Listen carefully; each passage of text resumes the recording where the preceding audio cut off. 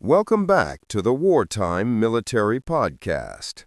On September 16, 1943, above the Solomon Islands, First Lieutenant Kenneth Walsh landed his F4U Corsair, knowing that aerial combat was an art, a mastery of deflection shooting that took hundreds of hours to perfect.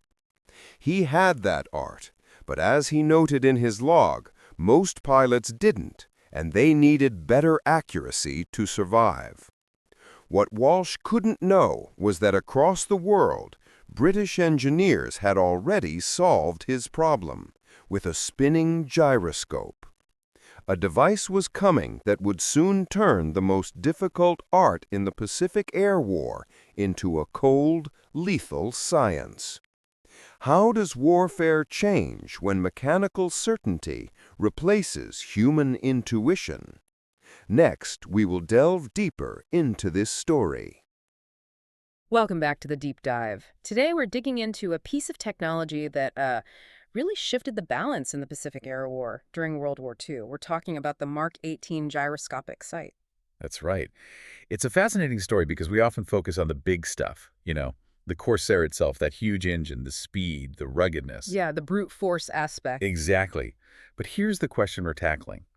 Is it possible that the biggest edge the U.S. pilots gained over the incredibly nimble Japanese Zero wasn't any of that? Could it actually have been this, relatively small, 12-pound mechanical computer sitting right there in the cockpit? It sounds almost counterintuitive, doesn't it? But you have to think about what air combat was really like then. We celebrate aces like Marine Corps pilot Kenneth Walsh became the first Corsair ace in May '43. An incredible pilot. Absolutely. Pure skill, immense bravery. His Medal of Honor actions are legendary, taking on dozens of Zeros single-handedly.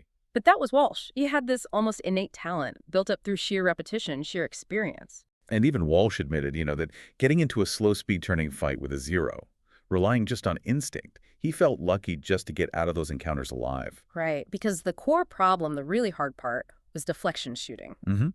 It involved these split-second calculations, predicting where a fast-moving, maneuvering target would be. And the human brain, especially under G-loads, it just struggles with that kind of complex geometry in real time. So that's our focus today, looking at that specific moment when technology stepped in, when this very specialized art of aerial gunnery, reliant on rare talent, Suddenly became more of a predictable science, a science driven by mechanical precision. and how that shift effectively neutralized the Zero's key advantage, its incredible maneuverability at lower speeds. Yeah. To really get why the Mark 18 was such a breakthrough, you first have to appreciate just how difficult that deflection shooting problem was. Let's paint a picture. You're in your Corsair, maybe doing 400 miles an hour. You've got a Zero in your sights, maybe doing 300, and he's turning. You can't just point your nose at him and fire, can you? Oh, absolutely not. If you do that, your bullets will always arrive behind him. Always. Think about it. You're moving fast, he's moving fast, often across your path.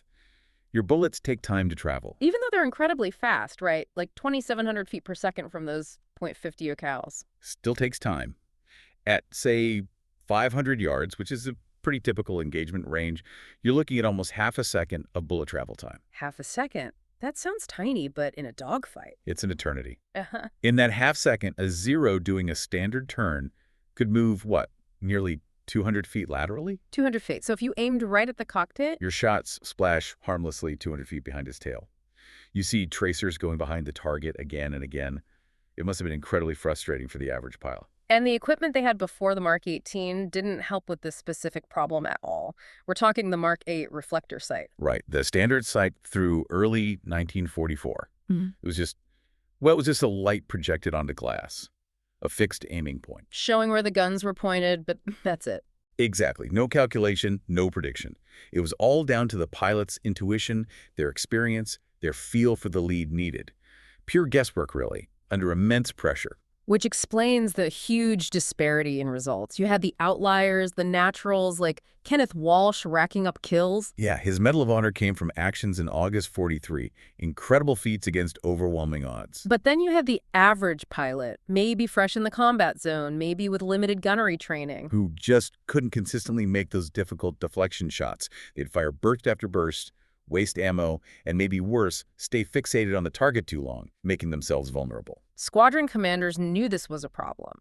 They had pilots who could fly the plane well, but hitting anything that wasn't flying straight and level, that was tough. You couldn't just wait for everyone to magically develop Kenneth Walsh's level of skill. The human factor was the limiting variable here. So the Navy needed a better way, a technological fix. And that leads us to the Mark 18. It does.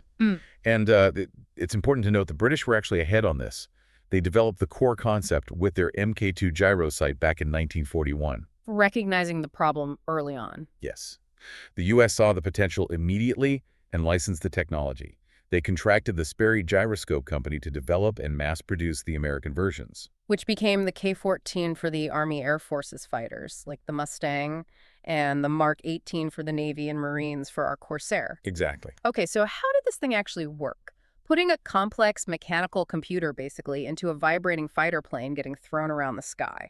That sounds incredibly difficult. It was a marvel of engineering for its time. The key, as the name suggests, is the gyroscope. You know how a spinning top wants to stay upright? Or how a gyroscope resists being tilted? Right, inertia. It wants to maintain its orientation in space. Precisely. Inside the Mark 18, you had gyroscope spinning at very high speeds. As the pilot maneuvered the Corsair, turning to track the target, the aircraft moved around these stable gyros. Oh. The sight had this intricate system of gears and mirrors that measured the difference, the rate at which the plane was turning relative to the stable gyros. And that rate of turn is directly related to the lead angle needed? Yes, it's the core calculation. The sight automatically computed the required deflection based on that rate of turn. So it physically moved the aiming reticle. It did. The illuminated aiming dot wasn't fixed anymore. It moved on the glass, positioning itself ahead of the target by the correctly calculated amount. That's brilliant. So the pilot's job changed dramatically. Completely. No more Kentucky windage, no more guessing 2 wingspans lead or whatever. It became a much more systematic process. What did the pilot actually have to do? 2 main things. First, set the target's wingspan. There was a dial. You crank in 36 feet for 0, for instance. Okay, telling the sight the known size of the enemy plane. Yep. Second, they used a twist grip, usually on the throttle, to adjust a ranging reticle, often diamond-shaped.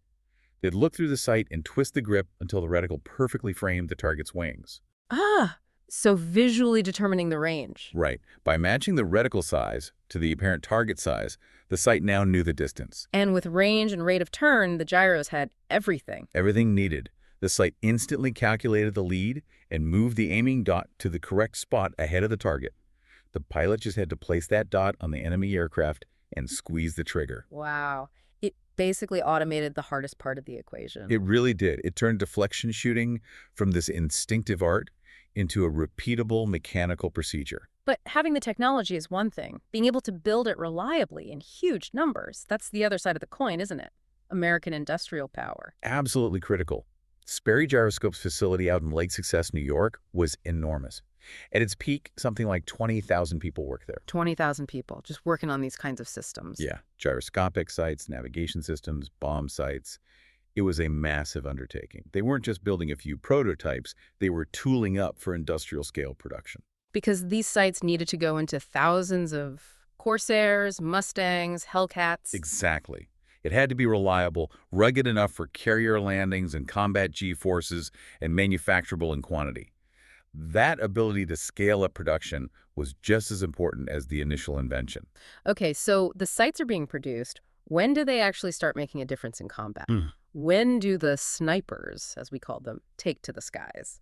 Production really got going in the spring of 1944. By late 44, Corsair squadrons heading for carrier deployments, like VMF-124 and VMF-213 joining the USS Essex, were getting the Mark 18 during their workups. And the impact was immediate. Pretty much. The feedback from pilots was enthusiastic, to say the least. They reported it was like night and day. Suddenly, pilots with relatively little combat time were getting hits, getting kills that previously only veterans could manage. It compressed that learning curve. All the experience someone like Walsh had built up over years. The site gave you a huge chunk of that capability almost instantly. That's exactly right. It leveled the playing field within the squadrons. The fundamental skill gap in gunnery was dramatically reduced. And we see that in the combat reports from early 1945. Yes, you start seeing reports mentioning kills achieved on the first burst. That was exceptionally rare before the Mark 18. It indicated a massive increase in accuracy. It also changed how they thought, didn't it? It really did. Before, you ideally wanted to maneuver onto the enemy's 6 o'clock position. minimize that deflection angle. It was the safest, easiest shot. Made sense with the fixed sight.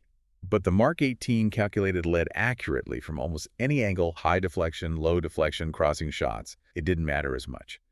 So pilots could be effective from angles that were previously very low percentage shots. They could engage more aggressively, more opportunistically. They became lethal from more positions. Much more lethal. Anytime they could get the sight tracking, they had a good chance of hitting. Which brings us to the receiving end. How did the Japanese react when they realized what they were up against? Well, Japanese naval intelligence figured out something was up by late 1944, probably by examining wreckage of downed American fighters. And the reports indicate they were, quote, profoundly alarmed. I bet. They had relied heavily on the Zero's maneuverability, especially in those turning fights, to force difficult shots on the Americans. Right. That was their safety margin. They could outturn the heavier American fighters, make themselves a hard target. But the Mark 18 just erased that advantage. The mechanical precision of the sight didn't care how tight the Zero turned. It calculated the lead anyway. Human reflexes couldn't beat the math. So what did they do, tactically? They had to change fundamentally. Orders went out. Avoid turning dogfights with Mark 18 equipped fighters, especially Corsairs, at all costs. Wow. A direct order to avoid their preferred style of combat? Yes. The new doctrine emphasized hit and run. Dive from above, make one high-speed pass, and then get out. Don't hang around and turn. It was an admission that they couldn't win that turning fight anymore. That must have been hugely demoralizing for their pilots. Post-war interviews confirm that.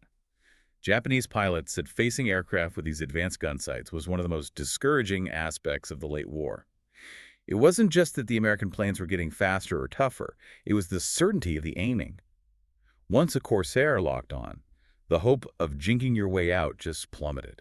It really marks a transition point, doesn't it? From the era of purely instinctive gunnery to the dawn of computed automated weapon aiming.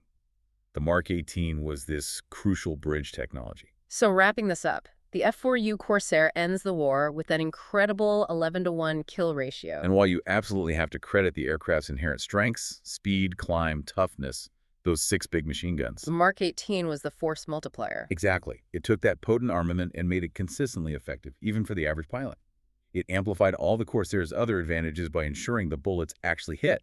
It turned pilots into snipers. And it's a story not just of invention, but of systemization. British science, American engineering at Sperry, industrial scale, feedback from the fleet. That whole process, identifying the problem, developing a technological solution, and then deploying it at scale, that really set the template for how military technology would evolve after the war.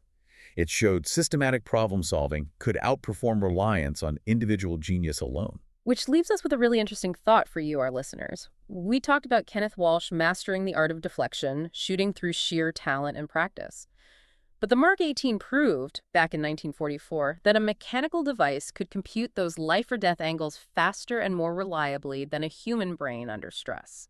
So where does that leave us today? It's the ongoing question, isn't it? Where's the line between essential human skill and judgment in the cockpit and the undeniable efficiency and accuracy of automated systems?